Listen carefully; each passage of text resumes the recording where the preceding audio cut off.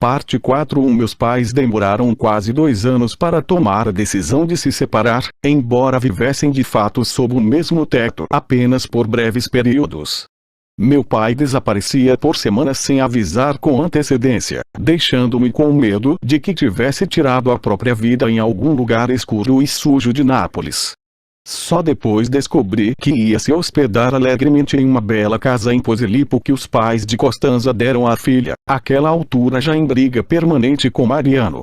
Quando reaparecia, era afetuoso, cortês, parecia querer voltar para minha mãe e para mim.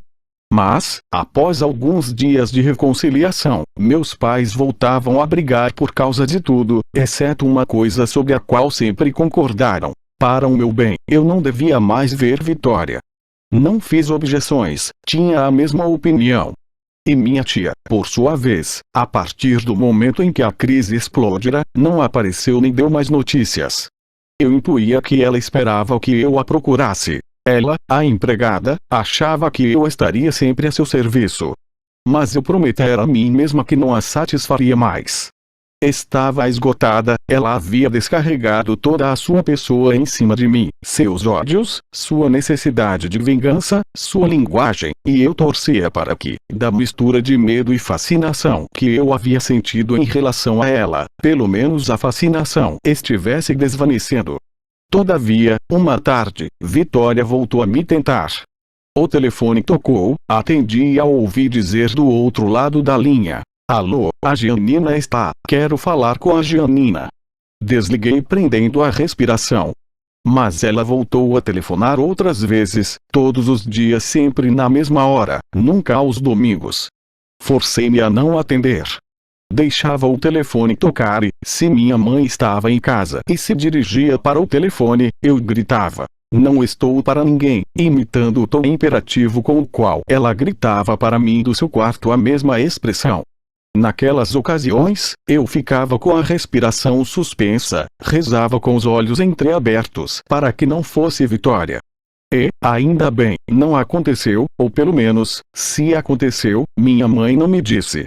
O que ocorreu, por outro lado, foi que os telefonemas foram rareando e eu achei que ela havia se rendido. Voltei a atender o telefone sem ansiedade. Mas, de surpresa, Vitória ressurgiu, gritava do outro lado da linha: "Alô, é a Giannina, quero falar com a Giannina." Mas eu não queria mais ser a Giannina e desligava sempre.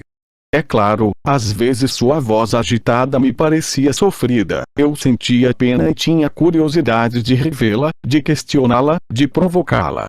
Em certos momentos, quando eu estava especialmente desanimada, fiquei tentada a gritar: "Sim, sou eu, me explique o que aconteceu, o que você fez com meu pai e minha mãe."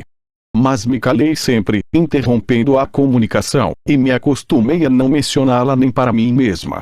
A partir de dado momento, também decidi me separar da sua pulseira. Parei de usá-la, fechei-a na gaveta da minha mesa de cabeceira. Mas toda vez que eu me lembrava, sentia dor no estômago, ficava banhada de suor, tinha pensamentos que não queriam mais ir embora. Como era possível que meu pai e Costanza tivessem se amado por tanto tempo, desde antes do meu nascimento, sem que nem minha mãe nem Mariano tivessem percebido? E como meu pai se apaixonara pela mulher do melhor amigo não como vítima de um arrebatamento passageiro, mas, eu dizia a mim mesma, de maneira ponderada, tanto que seu amor ainda durava. E Costanza, tão fina, tão bem educada, tão carinhosa, que frequentava nossa casa desde que eu me entendia por gente, como ela pôde ficar com o marido da minha mãe durante 15 anos debaixo do seu nariz? E porque Mariano, que conhecia minha mãe desde sempre, só nos últimos tempos havia prendido embaixo da mesa o tornozelo dela entre os seus, e ainda por cima, como estava claro àquela altura, minha mãe não fazia outra coisa a não ser jurar para mim, sem seu consentimento. O que se passava, afinal, no mundo dos adultos, na cabeça de pessoas extremamente racionais, em seus corpos carregados de saber? O que os reduzia a animais dentre os menos confiáveis, piores do que os répteis? O mal-estar era tão forte que, para estas perguntas e outras, nunca procurei respostas verdadeiras. eu as rechaçava assim que afloravam e, ainda hoje, tenho dificuldade em voltar a essas questões. O problema, comecei a suspeitar, era a pulseira. Estava evidentemente impregnada dos humores daquela história e, embora eu ficasse atenta para não abrir a gaveta onde a mantinha trancada, ela se impunha de qualquer maneira, como se o cintilar das suas pedras, do seu metal, espalhasse tormentos. Como era possível que meu pai, que parecia me amar desmedidamente, tivesse me privado do presente da minha tia para dá-lo a Costanza? Se a pulseira pertencia originalmente a Vitória, e, portanto, era um sinal do seu gosto, da sua ideia de beleza e de elegância, como agradara tanto a Costanza a ponto de que ela a mantivesse e usasse por 13 anos. Meu pai mesmo, eu pensava, tão inimigo da irmã, tão distante dela em tudo, porque se convenceu de que uma joia que pertencia a ela, um ornamento destinado a mim, pudesse ser adequado não para minha mãe, por exemplo, mas para aquela sua segunda mulher elegantérrima, descendente de ourives, abastada ao ponto de não ter necessidade alguma de joias. Vitória e Costanza eram mulheres muito diferentes, tudo nelas divergia. A primeira não tinha instrução, a segunda era cultíssima. A primeira era vulgar, a segunda era fina. A primeira era pobre, a segunda era rica. No entanto, a pulseira empurrava uma para dentro da outra na minha cabeça, confundindo-as e confundindo-me. Hoje acho que foi graças àqueles devaneios obsessivos que consegui lentamente distanciar as dores dos meus pais, chegando até a me convencer de que as acusações, as súplicas e o desprezo deles me deixavam de todo indiferente. Mas foram necessários meses.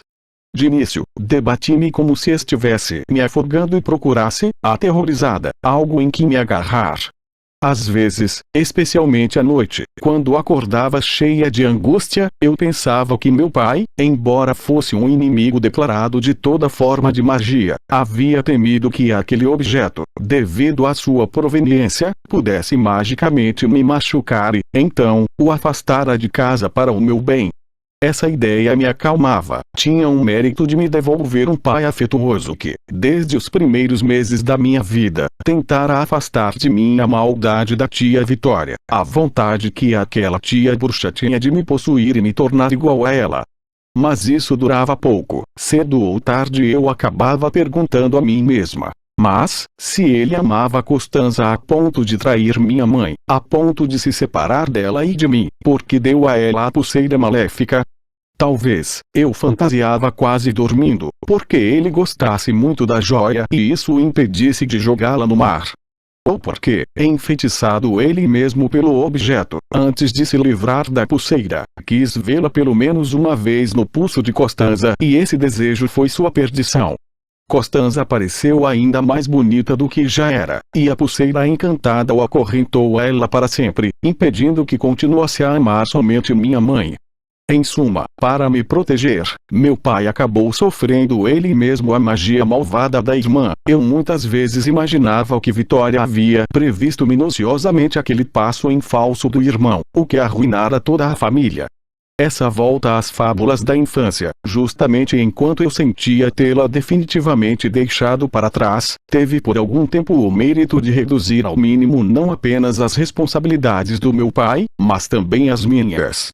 Se, de fato, a origem de todos os males estava nas artes mágicas de Vitória, o drama atual tivera início logo após meu nascimento e, portanto, eu não tinha culpa. A força obscura que havia me levado a procurar e a encontrar minha tia estava em ação havia tempo. Eu não tinha nada a ver com aquilo. Eu, como as crianças de Jesus, era inocente. Mas esse quadro também desbotava cedo ou tarde.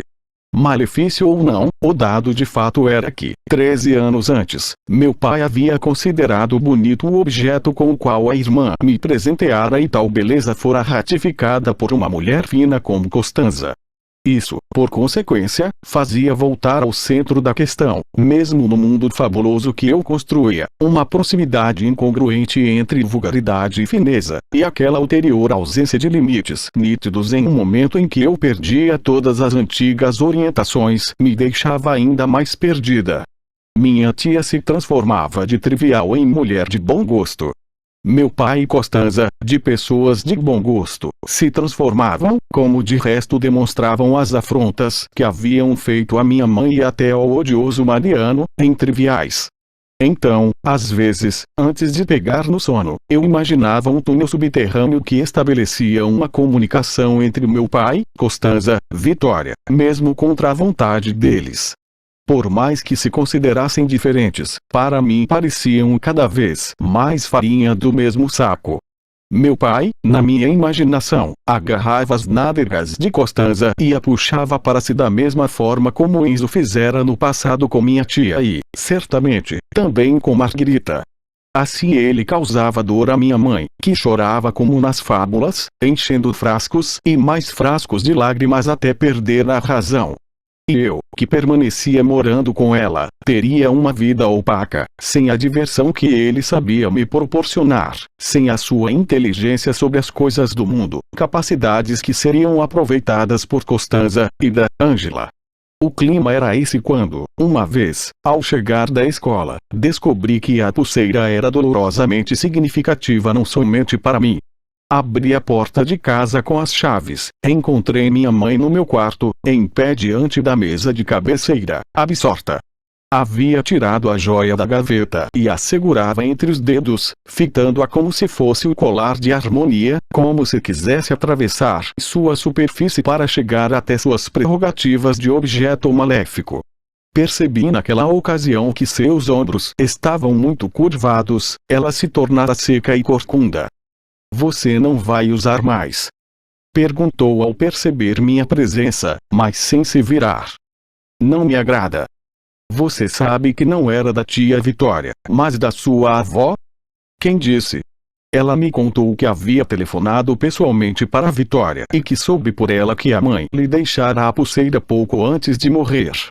Eu a olhei perplexa, achei que não devíamos falar nunca mais com Vitória porque ela era pouco confiável e perigosa, mas, evidentemente, a proibição dizia respeito só a mim. É verdade? Perguntei mostrando-me cética. Sei lá, tudo que vem da família do seu pai, inclusive ele mesmo, é quase sempre falso. Você falou com ele? Falei. Justamente para esclarecer aquela questão. Ela havia atormentado meu pai. É verdade que a pulseira era da sua mãe. É verdade que ela a deixou para sua irmã. E ele começara a gaguejar dizendo que gostava muito daquela joia, que se lembrava dela no braço da mãe e que, portanto, quando soube que Vitória queria vendê-la, deu-lhe o dinheiro em troca. Quando vovó morreu? Perguntei. Antes de você nascer. Então, tia Vitória disse uma mentira. Ela não me deu a pulseira de presente. É o que seu pai diz. Percebi que minha mãe não acreditava nele, como eu, mesmo que de má vontade, havia acreditado, e ainda acreditava, em Vitória. Também não acreditei no meu pai. Mas, contra minha própria vontade, eis que a pulseira já estava enveredando por uma nova história, cheia de consequências. Na minha cabeça, o objeto se tornou em poucos segundos parte essencial das brigas entre os dois irmãos, mais um fragmento de seus ódios. Imaginei minha avó deitada, arquejando, os olhos esbugalhados, a boca escancarada, e meu pai e Vitória, à margem da agonia, brigando por aquele objeto. Ele a arrancava da irmã e a levava consigo entre insultos e palavrões, lançando cédulas no ar. Perguntei. Você acha que, pelo menos no início, papai pegou a pulseira de Vitória para dá-la de presente para mim quando eu crescesse? Não. Aquele monossílabo tão claro me machucou. Mas também não a pegou para dar a você, falei. Minha mãe assentiu, pôs a pulseira de volta na gaveta e, como se estivesse prestes a perder as forças, deitou-se na minha cama soluçando. Fiquei desconfortável. Ela, que nunca chorava, havia meses chorava por qualquer coisa, mas eu também queria chorar e me segurava. Então por que ela não fazia o mesmo? Acariciei um dos seus ombros, beijei-a entre os cabelos. Àquela altura, sabíamos perfeitamente que, a despeito de como ele havia se apoderado daquela joia, o objetivo do meu pai era colocá-lo em torno do pulso delgado de Costanza. A pulseira, de qualquer ponto de vista que fosse examinada, em qualquer tipo de história que fosse inserida, uma fábula, uma história interessante ou banal, evidenciava apenas que nosso corpo, agitado pela vida que se contorce dentro e o consome, faz coisas idiotas que não deveria. E, embora conseguisse aceitar isso de modo geral, em relação a Mariano, por exemplo, e até em relação a minha mãe e a mim mesma, eu nunca teria imaginado que a idiotice pudesse também estragar pessoas superiores como Costanza, como meu pai. Remoí por muito tempo aquela história toda, fantasiei a respeito na escola, na rua, no almoço, no jantar, à noite. Procurava significados para contornar aquela impressão de pouca inteligência em pessoas que tinha tanta. Naqueles 2 anos, aconteceram muitas coisas relevantes. Quando meu pai, após ter repetido que eu era exatamente como sua irmã, desapareceu de casa pela primeira vez, pensei que o motivo fosse o asco que eu lhe causava. Magoada, ressentida, decidi que não estudaria mais. Não abri os livros, parei de fazer os deveres e o inverno passou enquanto eu procurava me tornar cada vez mais alheia a mim mesma. Eliminei alguns hábitos que ele me impusera. Ler o jornal, assistir ao noticiário. Passei do branco ou cor-de-rosa para o preto, olhos pretos, lábios pretos, assim como todas as peças de roupa. Fui displicente, surda para as reclamações dos professores, indiferente em relação aos choramingos da minha mãe. Em vez de estudar, devorei romances, assistia filmes na TV, deixei a música me ensurdecer. Vivi, sobretudo, em silêncio, poucas palavras e ponto final. Normalmente eu já não tinha amigos, fora o hábito de longa data com Ângela e Ida. Mas, a partir do momento em que elas também foram engolidas pela tragédia das nossas famílias, fiquei totalmente só com minha voz que girava, inútil, na cabeça. Eu ria sozinha, fazia caretas, passava muito tempo na arquibancada atrás da minha escola ou na Floridiana, nas trilhas ladeadas por árvores e cebés que eu percorrerá um dia com minha mãe, com Costanza, com Ângela, com Ida ainda no carrinho de bebê. Eu gostava de cair, estonteada, no tempo feliz de antigamente como se já estivesse velha, fitando sem ver o muro baixo, os jardins da Vila Santarella ou sentando-me, na Floridiana, em um banco de frente para o mar e para toda a cidade. Ângela e Ida reapareceram tarde só por telefone.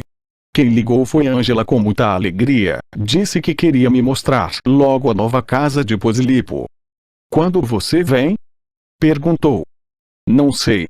Seu pai disse que você vai ficar com a gente frequentemente. Preciso fazer companhia à minha mãe. Está com raiva de mim? Não. Tendo-se certificado de que eu ainda gostava dela, Ângela mudou de tom, tornou-se mais ansiosa e me revelou alguns segredos seus, embora devesse ter entendido que eu não estava a fim de escutá-los. Disse que meu pai se tornaria uma espécie de pai delas porque, depois do divórcio, se casaria com Costanza. Disse que Mariano, além de não querer mais ver Costanza, também não queria ver as duas meninas, e isso porque, gritaram uma noite e ela e Ida ouviram, não tinha dúvida de que o pai verdadeiro delas era o meu.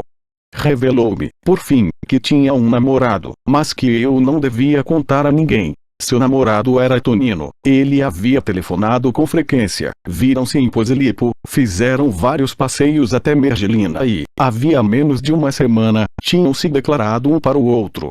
Embora o telefonema tenha sido longo, eu fiquei calada quase o tempo todo.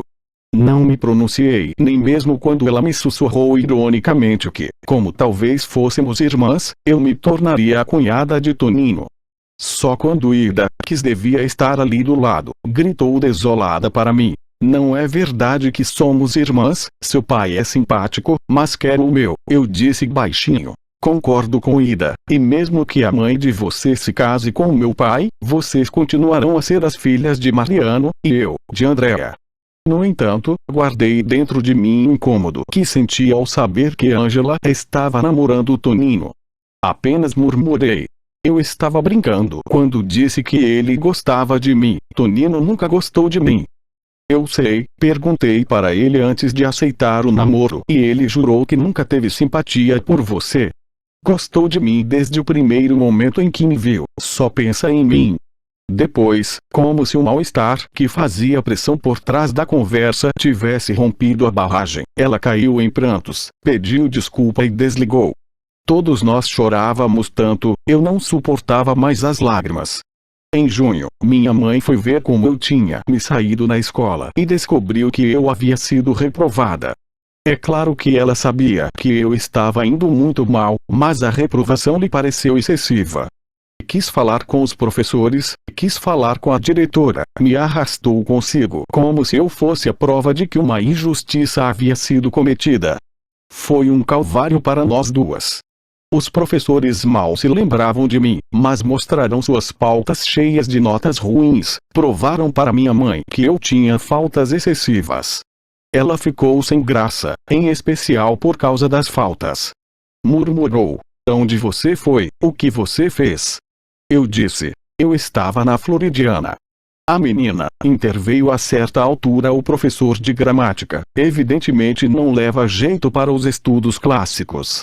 E dirigiu-se a mim com gentileza: "Não é verdade?" Não respondi, mas senti vontade de gritar que, agora que eu havia crescido, agora que eu não era mais um fantoche, sentia que não levava jeito para nada. Eu não era inteligente, não era capaz de ter bons sentimentos, não era bonita, não era nem mesmo simpática. Minha mãe, maquiagem demais nos olhos, brush demais nas bochechas, a pele do rosto esticada como uma vela, respondeu por mim: "Leva jeito, leva muito jeito, só que este ano se perdeu um pouco." Já na rua, começou a ficar com raiva do meu pai. Culpa dele, foi embora, era ele que devia supervisionar, era ele que devia ajudar e encorajar você. Continuou a reclamar em casa e, como não sabia como achar o marido culpado, no dia seguinte foi procurá-lo na escola. Não sei como foi a conversa que tiveram, mas, à noite, minha mãe disse: "Não vamos contar para ninguém." "O quê?" "Que você foi reprovada." Eu me senti ainda mais humilhada. Descobri que, ao contrário, queria que todos soubessem, aquela reprovação, no fim das contas, era meu único sinal de distinção. Eu esperava que minha mãe contasse aos seus colegas na escola, as pessoas para as quais ela corrigia provas de livros e escrevia, e que meu pai, especialmente meu pai, comunicasse a notícia às pessoas que o estimavam e amavam. "Giovanna não é como eu e a mãe, não aprende, não se empenha, é feia por dentro e por fora como a tia, talvez vá viver com ela, que mora lá para os lados de Marcelo, na zona industrial." "Por quê?" perguntei. "Porque não adianta fazer disso uma tragédia, trata-se apenas de um pequeno insucesso. Você vai repetir o ano, estudar e se tornar a melhor da turma. Está combinado?" "Está", respondi de má vontade, e fiz menção de ir para o meu quarto, mas ela me deteve.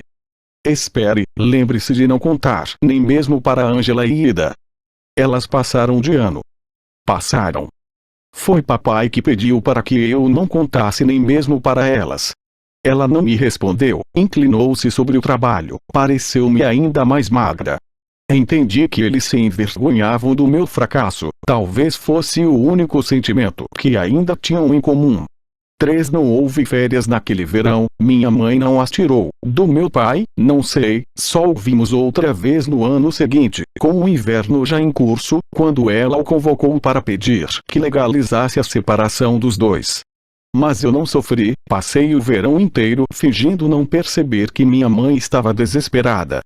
Fiquei indiferente até mesmo quando ela e meu pai começaram a discutir a partilha dos bens e brigaram com fúria quando ele começou a dizer: "Nela, preciso urgentemente das anotações que estão na primeira gaveta da escrivaninha", e minha mãe gritou que impediria sempre, de todas as maneiras, que ele tirasse da casa um livro, um caderno que fosse, ou até mesmo a caneta que ele costumava usar e a máquina de escrever. No entanto, fiquei magoada, me senti humilhada por aquela ordem. "Não conte para ninguém que você foi reprovada." Pela primeira vez, me pareceram mesquinhos, exatamente como Vitória os havia pintado e, por isso, evitei de todas as maneiras ter contato com Ângela e Ida. Temia que me perguntassem dos resultados da escola ou, sei lá, de como eu estava me saindo na quinta série do ensino fundamental quando, na verdade, estava repetindo a quarta. Eu gostava cada vez mais de mentir. Àquela altura, eu sentia que rezar e contar mentiras me reconfortavam da mesma maneira. Mas ter de recorrer a uma bravata para evitar que meus pais fossem desmentidos e para que não ficasse evidente que eu não havia herdado as capacidades deles era algo que me feria, me deprimia. Uma vez, quando Ida ligou, mandei minha mãe dizer que eu não estava, embora naquela fase de muitas leituras e muitíssimos filmes eu teria sentido mais prazer em conversar com ela do que com Ângela.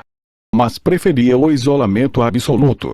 Se fosse possível, eu não dirigiria mais a palavra nem sequer à minha mãe. Na escola, passei a me vestir e a me maquiar como uma mulher dissoluta entre garotinhos certinhos, e mantinha todos afastados, até os professores, que toleravam meu comportamento antissocial só porque minha mãe encontrara um modo de dizer que ela também lecionava.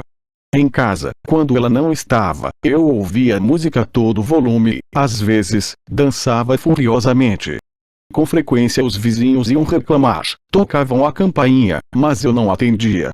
Uma tarde em que eu estava sozinha, desenfreada, a campainha tocou, espiei pelo olho mágico certa de que era alguém com raiva e vi que quem estava no corredor do prédio era Conrado.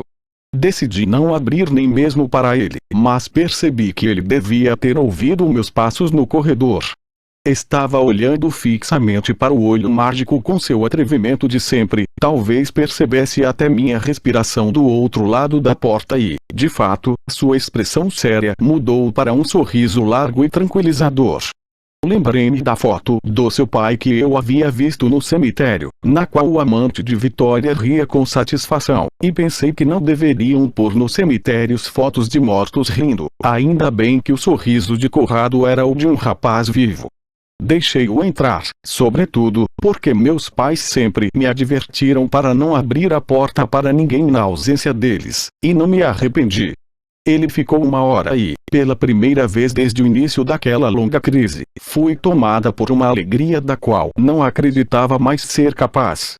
Quando conheci os filhos de Margarita, apreciei os modos controlados de Tonino, as reações animadas da linda Juliana, mas fiquei incomodada pela conversa um pouco pérfida de Conrado, seu jeito de ridicularizar qualquer pessoa, até mesmo tia Vitória, com piadinhas sem graça. Naquela tarde, porém, qualquer coisa que saía da sua boca, em geral de uma tolice incontestável, fazia com que eu me dobrasse de tanto rir com lágrimas nos olhos. Foi algo novo que depois se tornou uma característica minha. Começo com uma risada saída do nada e depois não consigo parar, a risada se transforma em gargalhada. O auge, naquela tarde, foi a palavra abestalhado. Eu nunca a ouvira e, quando ele a pronunciou, achei engraçado e comecei a rir. Conrado percebeu e começou a falar no seu dialeto italianizado, usando ao tempo todo aquele abestalhado, aquela abestalhada, para degradar ora seu irmão Tonino ora sua irmã Juliana, sentindo-se satisfeito e encorajado pelas minhas risadas. Tonino, na opinião dele, era um abestalhado porque estava namorando com minha amiga Ângela, que era ainda mais abestalhada. Ele perguntava ao irmão: "Você a beijou?" Algumas vezes. E põe as mãos no peito dela. Não, porque a respeito. Respeita? Mas então você é um abestalhado. Só um abestalhado começa a namorar e depois respeita a namorada. Para que diabos você começou a namorar se a respeita? Você vai ver que Ângela, se não for ainda mais abestalhada do que você, vai dizer: "Tony, por favor, não me respeite mais ou largo você." Quanto me diverti naquela tarde. Gostei da desenvoltura com que Conrado falava de sexo, gostei de como ridicularizava o namoro do irmão com Ângela. Ele parecia ter muito conhecimento, por experiência própria, do que os namorados fazem e, de vez em quando, deixava escapar o nome em dialeto de algumas práticas sexuais e, também em dialeto, me explicava do que se tratava. Eu, mesmo não entendendo bem por causa daquele vocabulário que não dominava, dava risadinhas prudentes, contraídas, para depois rir de verdade somente quando ele, de uma maneira ou de outra, voltava a dizer abestalhado. Ele era incapaz de distinguir entre o que era sério e o que era brincadeira, o sexo lhe parecia sempre cômico. Para ele, entendi, era cômico se beijar, mas também não se beijar, se tocar, mas também não se tocar. Os mais cômicos de todos, na opinião dele, eram sua irmã Juliana e Roberto, o amigo inteligentíssimo de Tonino. Aqueles dois, depois de terem se amado desde pequenos sem se declarar, finalmente estavam juntos. Juliana era loucamente apaixonada por Roberto. Para ela, ele era o mais bonito, o mais inteligente, o mais corajoso, o mais justo, e, além disso, acreditava em Deus bem mais até do que Jesus Cristo, que era seu filho. Todas as Carolas do Pascone, assim como as de Milão, cidade onde Roberto havia estudado, tinham a mesma opinião que Juliana, mas, segundo Corrado, havia também muitas outras pessoas com a cabeça no lugar que não compartilhavam de todo aquele entusiasmo. Entre elas, estavam eles seus amigos, por exemplo, o rapaz com os dentes muito salientes, Rosário. Talvez vocês estejam enganados, talvez Juliana tenha razão, falei. Ele assumiu um tom sério, mas logo entendi que era de mentira. Você não conhece Roberto, mas conhece Juliana, esteve na paróquia e viu as danças que eles fazem, Vitória tocando acordeão, as pessoas que frequentam aquele lugar. Portanto, deve me dizer, confia no que elas pensam ou no que eu penso? Eu já estava rindo. No que você pensa, disse. Então, na sua opinião, friamente, o que é Roberto? Um abestalhado, quase gritei e ri sem freios, já sentindo dor nos músculos do rosto de tanto rir. Quanto mais falávamos daquela maneira, mais crescia em mim uma sensação agradável de infração.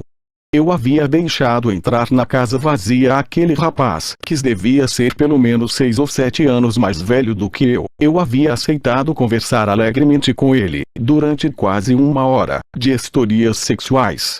Aos poucos, senti-me pronta para qualquer outra possível violação e ele percebeu, seus olhos brilharam, disse, quer ver uma coisa? Eu fiz um sinal negativo, mas rindo, e Corrado, por sua vez, soltou uma risadinha, abriu o zíper, murmurou-me dá sua mão que eu deixo você pelo menos tocar. Mas, como eu estava rindo e não dava a mão, ele a pegou gentilmente. Aperte, disse, não, forte demais, muito bem, assim, você nunca tocou no abestalhado, né? Disse aquilo de propósito para que eu voltasse a gargalhar, e eu ri, sussurrei chega, minha mãe pode voltar, e ele respondeu, a gente deixa ela tocar no abestalhado também. Ah, como nós rimos, me pareceu tão ridículo segurar aquele negócio atarracado e rígido, eu mesma o puxei para fora, pensei que ele nem tinha me beijado. Pensei isso enquanto ele me pedia. Põe na boca, e eu até teria posto, naquele momento eu teria feito qualquer coisa que ele me pedisse só para rir, mas, da sua calça, saiu um forte cheiro de latrina que me enojou. Por outro lado, justo naquele instante, ele disse de repente chega, tirou da minha mão e o enfiou nas cuecas com um lamento totalmente gutural que me impressionou. Eu o vi se abandonar contra o espaldar da poltrona de olhos fechados, por poucos segundos, depois se recobrou, fechou o zíper, levantou-se com um salto, olhou o relógio e disse: preciso sair correndo, Gianni, mas nos divertimos tanto que precisamos voltar a nos encontrar. Minha mãe não me deixa sair, preciso estudar. Você não precisa estudar, já sabe tudo. Não é verdade, fui reprovada, vou repetir de ano. Ele me olhou incrédulo. Qual é? Não é possível. Eu nunca fui reprovado e você foi. É uma injustiça, você deve se rebelar. Sabe que eu não levava jeito mesmo para os estudos. Me deram o diploma de perito mecânico porque sou simpático. Você não é simpático, é bobo. Está dizendo que se divertiu com um bobo? Estou. Então você também é boba? Sou. Só quando já estava no corredor do prédio, Corrado deu um tapinha na testa e exclamou: Estava me esquecendo de uma coisa importante, e tirou do bolso da calça um envelope amarfanhado. Disse que tinha ido até lá por aquele motivo, era de Vitória. Ainda bem que ele tinha se lembrado, se tivesse esquecido, minha tia teria esperneado como uma rã. Ele disse rã para me fazer rir com uma comparação insensata, mas, daquela vez, eu não ri.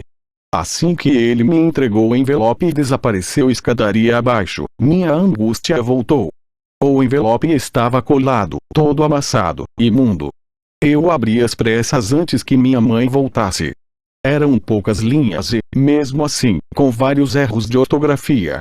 Vitória dizia que, como eu não dera mais notícias nem atender ao telefone, eu havia demonstrado que não era capaz de demonstrar afeto pelos parentes, exatamente como meu pai e minha mãe, e, por isso, devia devolver a pulseira. Ela mandaria Corrado para pegá-la.